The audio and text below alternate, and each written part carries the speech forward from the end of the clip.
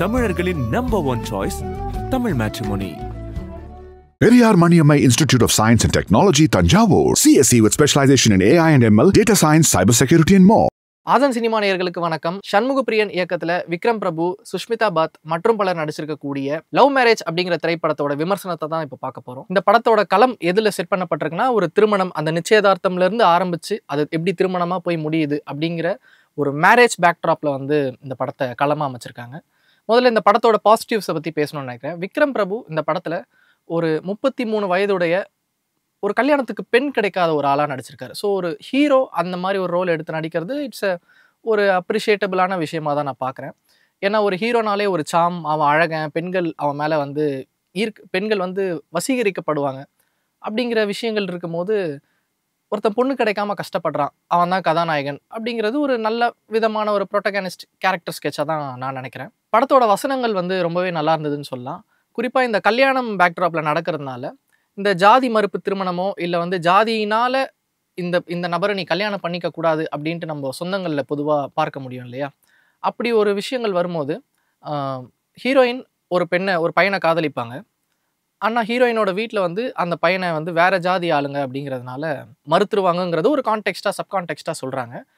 அதுக்கப்புறம் விக்ரம் பிரபு வந்து ஒரு வரன், ஒரு அரேஞ்ச்டு மேரேஜாக உள்ளே வராரு. அப்போது ஹீரோயின் வந்து அவங்களோட தங்கச்சிக்கிட்ட ஒரு டைலாக் சொல்லுவாங்க, நான் வந்து ஒரு பையனை லவ் பண்ணேன், ஆனால் அவன் வந்து வேற ஜாதி ஆள் அப்படிங்கிறதுனால அவனை ஒதுக்கிட்டாங்க, இவன் மட்டும் என்ன நம்ம ஜாதி ஆளா?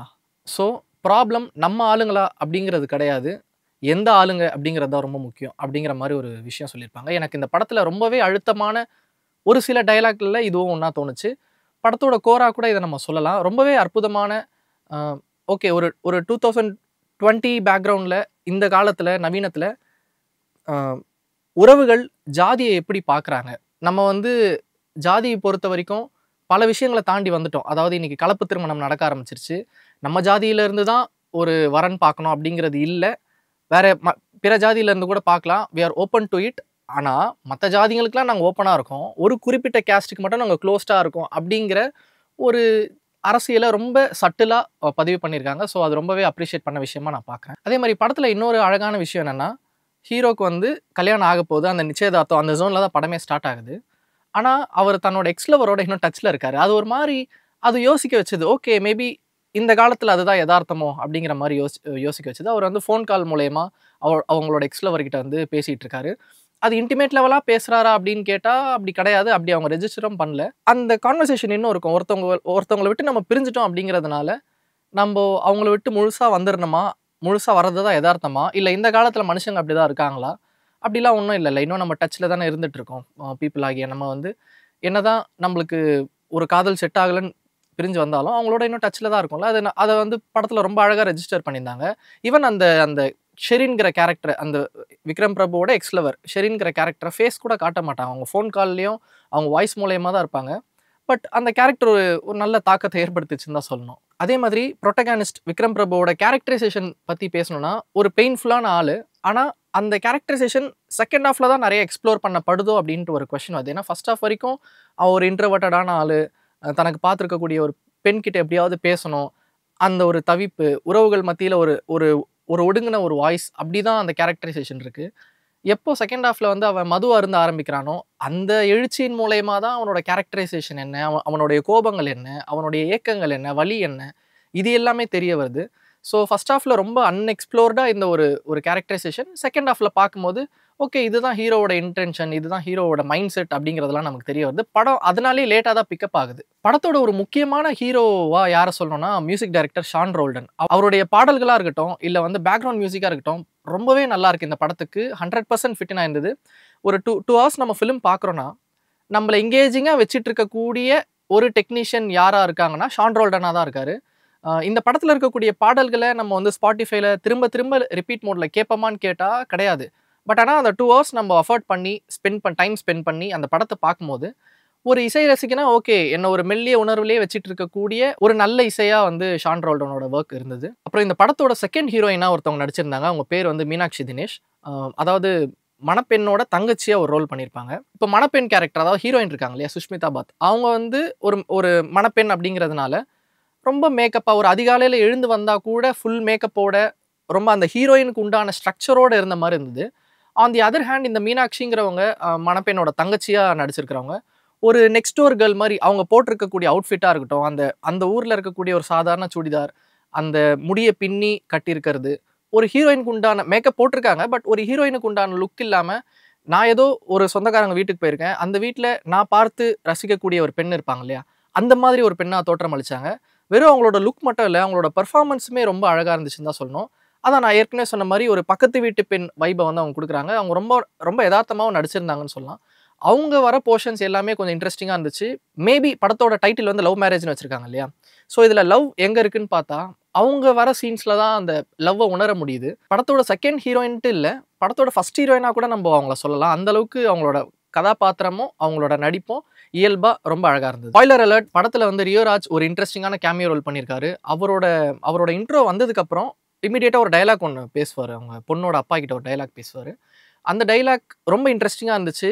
இந்த ஜாதி மேலே பற்று உள்ளவங்க இருக்காங்க பார்த்தீங்களா, அவங்களுக்கு ஒரு நல்ல முறையில் எடுத்து சொன்ன மாதிரி இருந்தது. அவங்க அப்பா வந்து உடனே கன்வின்ஸ் ஆகிடுவார். ஓகே, இத்தனை நாளாக நம்ம ஜாதி மேலே நமக்கு ஒரு பிடிப்பு இருந்தது, அந்த பிடிப்பு அவசியம் தானா அப்படிங்கிற ஒரு விஷயத்தை வந்து ரியோராஜோட டைலாக் மூலமா ஈஸியாக கன்வின்ஸ் ஆகிடுவார். ஸோ ரியோராஜோட கேமியோ ரொம்ப இன்ட்ரெஸ்டிங்காக இருந்துச்சு. ஆன் தி அதர் ஹேண்ட் படத்தில் இன்னொரு கேமியோ ரோல் இருக்குது, சத்யராஜ் சார் பண்ணியிருக்காரு. ஆனால் அது அவசியம்தானா அப்படிங்கிறது வந்து தோணுச்சு. சத்யராஜ் சார் இல்லைனாலுமே, அந்த சீனே இல்லைனாலுமே படம் மூவ் ஆயிருக்கும் தான் தோணுச்சு. ப்ளஸ் சத்யராஜ் சாரோட கேமியோ இந்த படத்துக்கு எந்த விதமான ஒரு இம்பாக்டையும் கிரியேட் பண்ணலன்னு தான் சொல்லணும். அதே மாதிரி படத்தில் ஒரு சண்டை காட்சி வருது, அந்த சண்டை காட்சி ரொம்ப அன்னெசரியாக தோணுச்சு. ரொம்ப சின்ன சண்டை காட்சி தான், பட் இருந்தாலும் அது கதைக்கு எதுக்கு? ஒரு படம்னு இருந்துட்டாலே, ஒரு கமர்ஷியல் ஃபிலிம்னு எடுக்க வந்துட்டாலே ஃபைட் இருக்கணும்னு அவசியமா என்ன? ஏன்னா இந்த படத்தில் அதுக்கான ஸ்பேஸே இல்லை. ஸோ நான் ஒரு ப்ளசண்ட்டான ஃபிலிமை தான் எதிர்பார்த்துட்டு போகிறேன். ப்ரெசென்ட்டான ரொம்ப லைட் ஹார்ட்டடான ஃபிலிம் எதிர்பார்த்துட்டு போகும்போது ஒரு ஃபைட் ஒன்று வருது, அன்னெசரியான ஃபைட் வருது. ஃபைட் வரது பிரச்சனை கிடையாது, பட் ரொம்ப அன்னெசரியாக இருக்குது.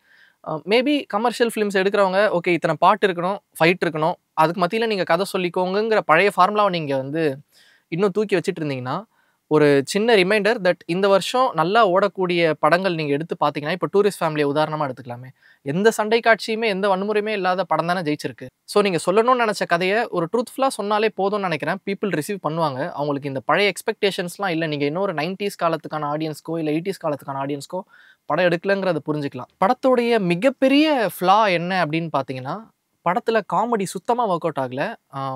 சொன்னால் நம்ப மாட்டீங்க, ஒரு 2 மணி நேரம் படம்னா அதில் ஒரு நகைச்சுவை காட்சி கூட சிரிக்கிற மாதிரி இல்லை அப்படிங்கிறது தான் படத்தில் இருக்கக்கூடிய ஒரு பெரிய ஃப்ளா. ஏன்னா இந்த படம் என்னென்ன ஜானர் அப்படின்னு நீங்கள் எடுத்து பார்த்தீங்கன்னா, ஓகே ஒரு ஃபேமிலி ட்ராமா, ஒரு லவ், ஒரு காமெடி, அதில் இதுக்கு 3க்குமே சம பங்கு இருக்கக்கூடிய ஒரு கதைக்களம் தான் அது. இதில் ஃபேமிலி ட்ராமா ஓரளவுக்கு ஒர்க் அவுட் ஆகுது. லவ் நான் சொன்ன அந்த மீனாட்சி நடிச்சிருந்த போர்ஷன் ஓகே நல்லாவே ஒர்க் அவுட் ஆயிருந்தது.